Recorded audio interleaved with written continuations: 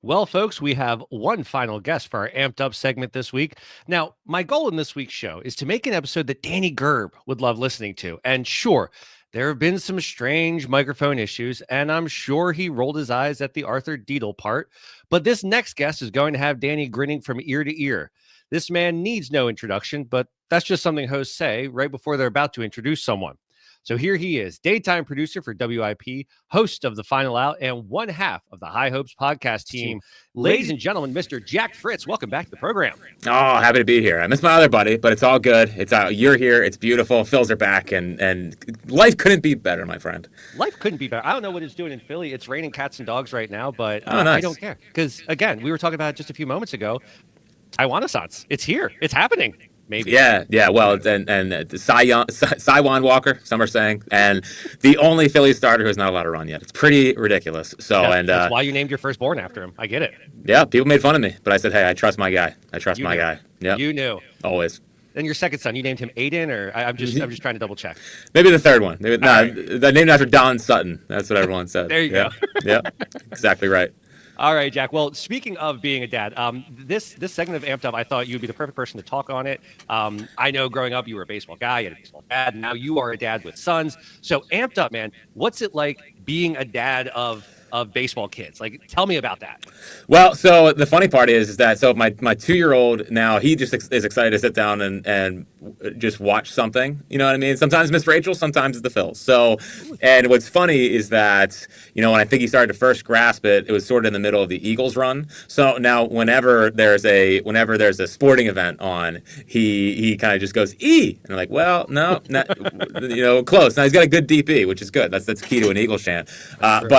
But yeah, it's funny because I think he's slowly. I was watching a highlight this morning of I think the Pirates game where they had a collision at home plate, and he started laughing. So I was like, wow, you get some home plate collisions. So yeah, we took him to his first game last year. And we'll obviously get down to the ballpark at some point this year. But I think what I'm trying to balance is I don't want to come on too strong and be This is what we do in this house is we watch the Phils and we freak out. But they always say that if you're passionate about it, your kids will be passionate about it. So. I think that's what we're trying to do, and Sutton has no idea. Sutton is 3 months old, so one day at a time with him. We're working on Walker. So Sutton has never seen Taiwan Walker allow a run in his entire life. He is not. He is not. He's lucky to be alive, frankly, on this run that Taiwan is on. So growing up, I grew up with an Orioles fan for a dad. So nice. You could say that. I mean, it was during the Ripken heyday, so at least I had that to enjoy, and we would go down to Camden and stuff, so that was great. So what's one of those core memories that you had with your dad growing up as it relates to the Phillies? Well, what's funny is that my dad's actually not a huge sports fan. I actually got it from my granddad. So my granddad was the one that really instilled baseball in me, and obviously my dad was supportive, but he's actually not a huge sports fan, which makes my whole thing funny. That's pretty good. Yeah, so I think because being an only child, I obviously it was just me, so I'd watch TV and I just gravitated towards sports, and I was like, oh my God, there's Philly teams? I don't know. I forget the origin story, but somehow I turned into this. So, with my granddad, I remember they took me to my first game at the Vet, and they played the Marlins, and I remember I went to the speed pitch, the old school speed pitch. It was randomly in the middle of the concourse. I remember. It's not like how it is now, where there's a whole setup of it. And I remember I hit 45 miles an hour, and I was like, this is the coolest thing ever. And, we go to I actually found this the other day in my old room. My first game ever was a Reading Phillies game in 2001. I mean, I would love to go back and look at the lineup of the 01 Reading Phils. But yeah, it was more my granddad, both my parents worked, so I would hang out with my grandparents a lot, and he was a huge Ted Williams guy, and he kind of instilled in me the old baseball kind of core memories that of, and it kind of took it from there.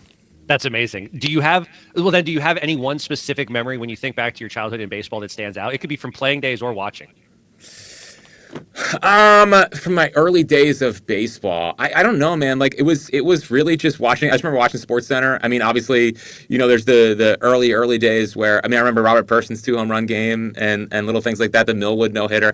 I remember the when Tommy signed, I was so Tommy'd up. I mean, I would try to emulate his little toe thing when he would hit a home run. And yeah, I would say that early for me it was Tommy and the Vet and all that stuff. That's perfect. So if you have one goal for experiences with you and the boys, and I guess where I'm coming at this is, I was a theater kid growing up, Uh-huh. and my kids are on stage now, and they like it, but I'm really, really cognizant to not push my, for lack of a better term, failed dreams on them, and be that stage parent. So have you and Jill already had that conversation of like, yeah, I did play. If they want to, they can. If not, whatever. Or like, no, they got to play baseball. It instills the right values, yada yada. Have you guys had that conversation or anything yet? Yeah, I mean, I think she's definitely worried about me being a little too into it. So, and I tried to ensure that I'm not going to be. I don't. I think the biggest. I find. I'm going to find our generation, more my generation, so funny on how we parent our kids in sports, because I think we were the first ones that had the helicopter parents. Now, after us, I think it's gotten way worse. But at least we were the first ones that I think we dealt with it a little bit, and we don't. At least for my generation, everyone I talk to, we were all like, "This is annoying. We don't Oh want to yeah. do this." So I think there's going to be a big overcorrection from our generation, hopefully, where you let coaches coach, and if it's not going your way, we're not going to call the coach and freak out on them like, "Why is my kid not playing?" I don't want to do that, and I would like to be the guy that I don't. Now, I don't love coaching, just being completely frank. Like I'd rather work with them at home or in our own spare time.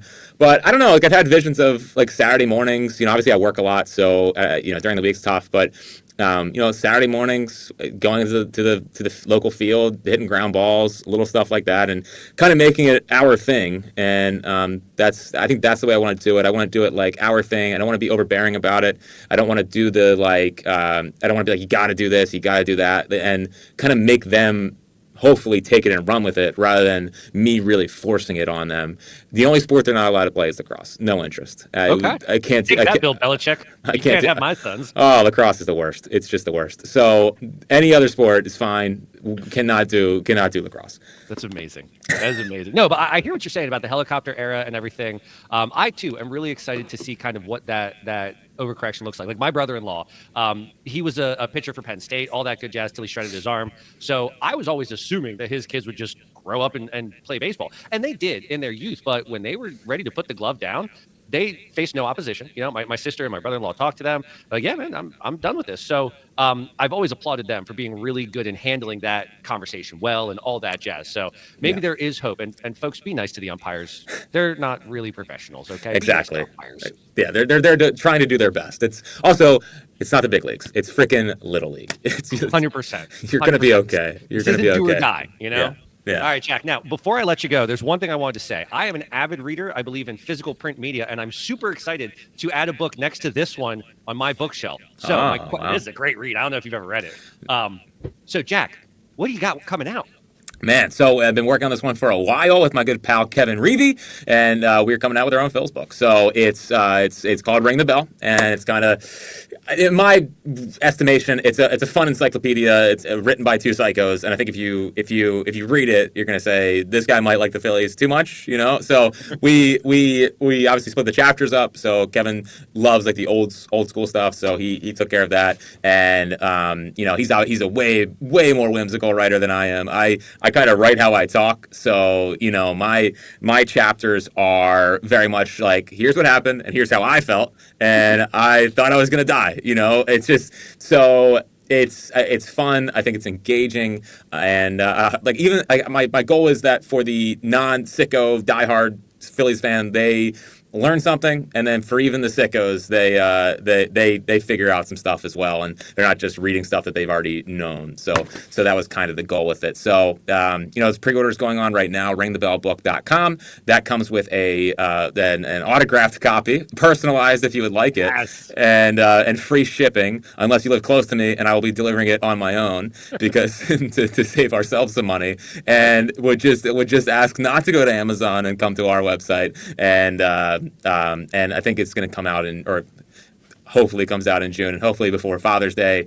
Hope it would be a great Father's Day gift, of course, and also for your summer reading. So it was a lot of work. It was a lot of fun, but I'm really proud of how it turned out. So I appreciate you letting me plug it. 100%, man. Like I said, I am super excited to read it. I'm going to have it shipped to Danny's house. So as long as you're cool with going to Kensington, you've heard of it from the news. Yep. We can no problem. on some shipping. And I can't wait. Jack, thank you so much for coming back and for being a part of Chase Nation again. Thank you so much. No, of course, anytime.